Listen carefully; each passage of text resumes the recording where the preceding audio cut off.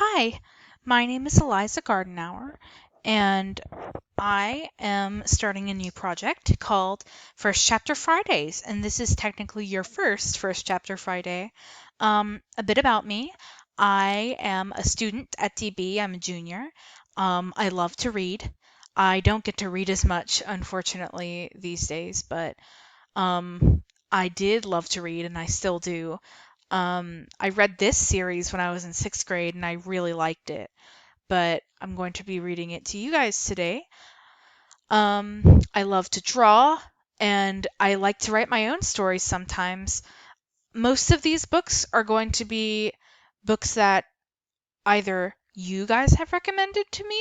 You can do that through your librarian, your teacher, maybe a book that really impacted you in sixth grade or even in elementary school that you think your other peers would like to hear about. And so basically, um, these First Chapter Fridays, I'm going to start off by reading the blurb, which, if you didn't know, is the little paragraph on the back of your book or on the inside cover that tells you what the book is about. So this one is Tally is about to turn 16, and she can't wait.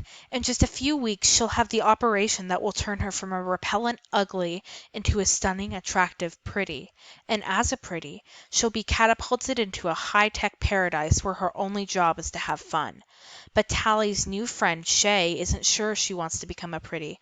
When Shay runs away, Tally learns about a whole new side of the pretty world, and it isn't very pretty.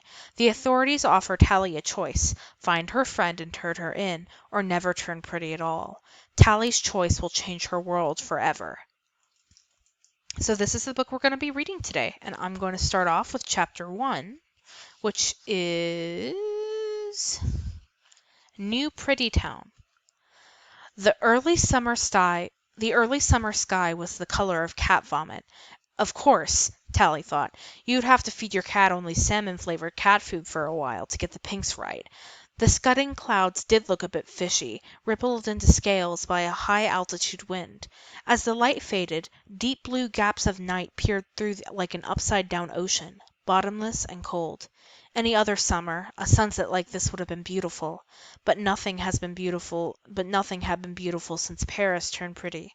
Losing your best friend sucks, even if it's only for 3 months and 2 days. Tally Youngblood was waiting for darkness. She could see New Pretty Town through her open window. The party towers were already lit up, and snakes of burning torches marked flickering pathways through the pleasure gardens. A few hot air balloons pulled at their tethers against the darkening pink sky, their passengers shooting safety fireworks at other balloons and passing parasailers. Laughter and music skipped across the water like rocks thrown away with just the right spin, their edges as sharp as Tally's nerves. Around the outskirts of the city, cut off from town by the black oval of the river, everything was in darkness. Everyone ugly was in bed by now. Tally took off her interface ring and said good night. Sweet dreams, Tally, said the room. She chewed up a toothbrush pill, punched her pillows, and shoved an old portable heater, one that produced as much warmth as a sleeping Tally-sized human being, under the covers. Then she crawled out the window. Outside, with the night finally turning coal-black above her head, Tally instantly felt better. Maybe this was a stupid plan, but anything was better than another night awake in bed feeling sorry for herself.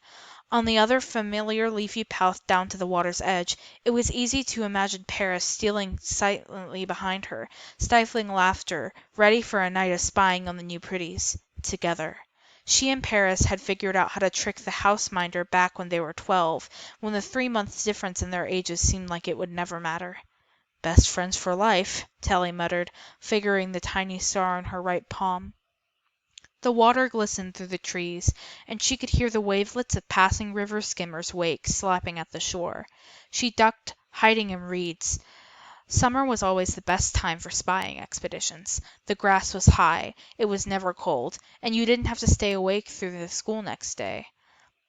Of course, Paris could be asleep as late as he wanted now, just one of the advantages of being pretty.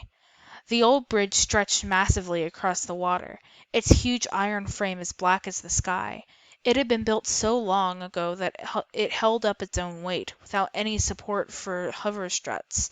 A million years from now, when the rest of the city had crumbled, the bridge would probably remain like a fossilized bone.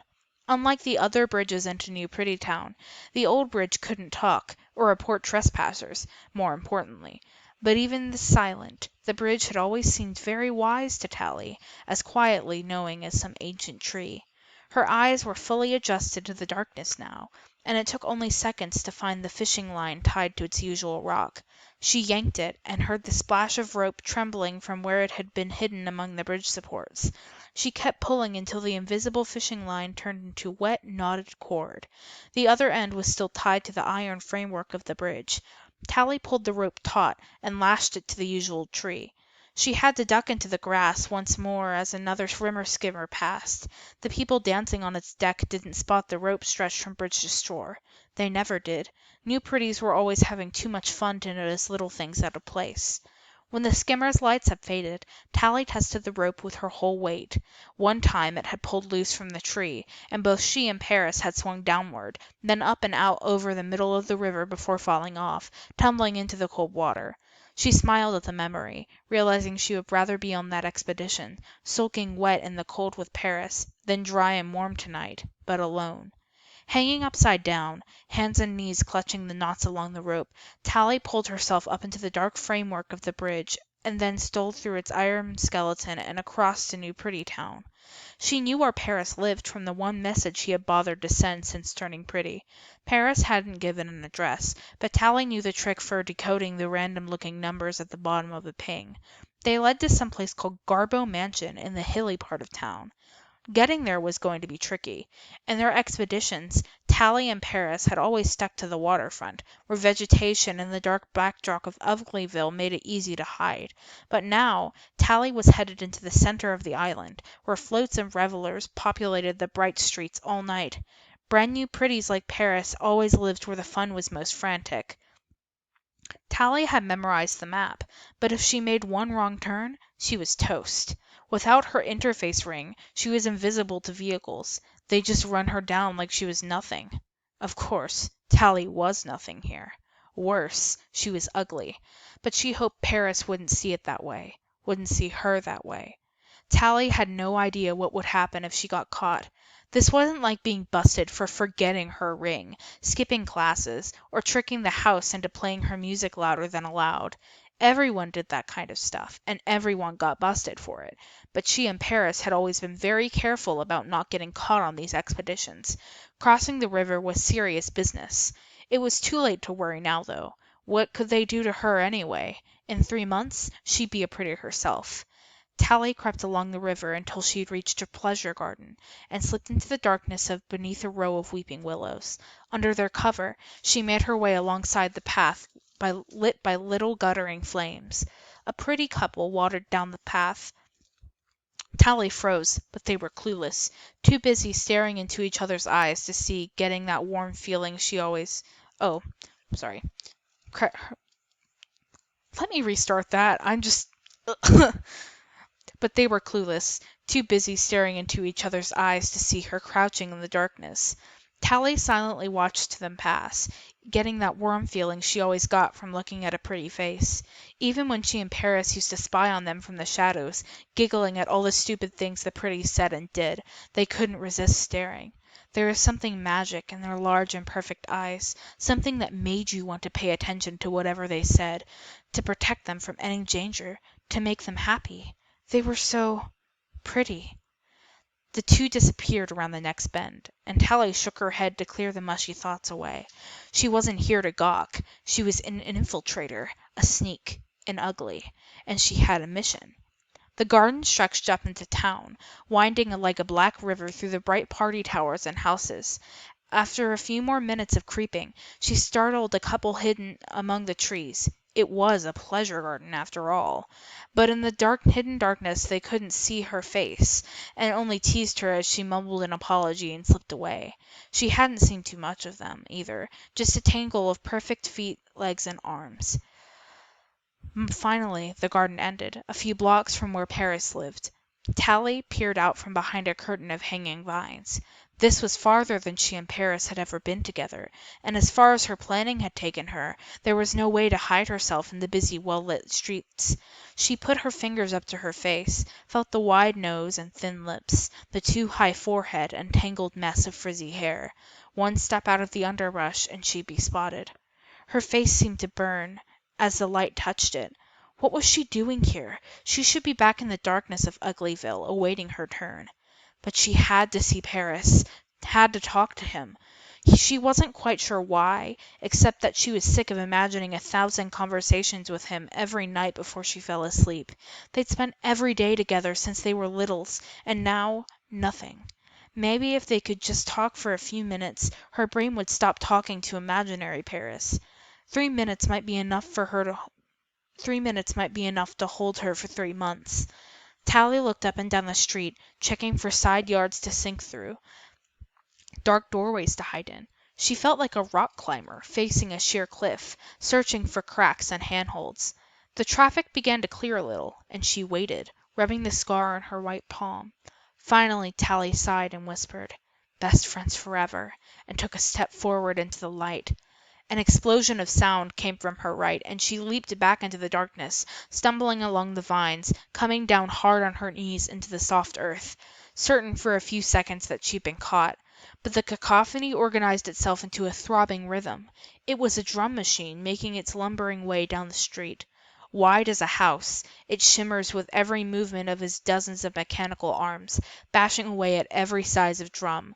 Behind it trailed a growing bunch of revelers, dancing along with the beat, drinking and throwing their empty bottles to shatter against the huge impervious machine. Tally smiled. The revelers were wearing masks. The machine was lobbing the masks out to the back, trying to coax more followers into the impromptu parade. Devil faces and horrible clowns, green monsters and gray aliens with big oval eyes, cats and dogs and cows, faces with crooked smiles or huge noses. The procession passed slowly, and Tally pulled herself back into the vegetation. A few of the revelers passed close enough that the sickly sweetness from their bottles filled her nose. A minute later, when the machine had trundled half a block farther, Tally jumped out and snatched a discarded mask from the street. The plastic was soft in her hand, still warm from having been stamped into shape inside the machine a few seconds ago. Before she pressed it against her face, Tally realized it was the same color as the cat vomit pink of the sunset, with a long snout and two pink little ears. Smart adhesive flexed against her skin as the mask settled onto her face. Tally pushed her way through the drunken dancers, out to the other side of the procession, and ran down the side street toward Gobbo Mansion, wearing the face of a pig. And that is the end of the first chapter. If you liked this book, make sure to pick it up at your local library or ask your teacher if they have a copy. Or, I mean, you could get one yourself, but why would you when there's copies in the library? But anyway, if you liked books like these, ask your library teacher to recommend you some.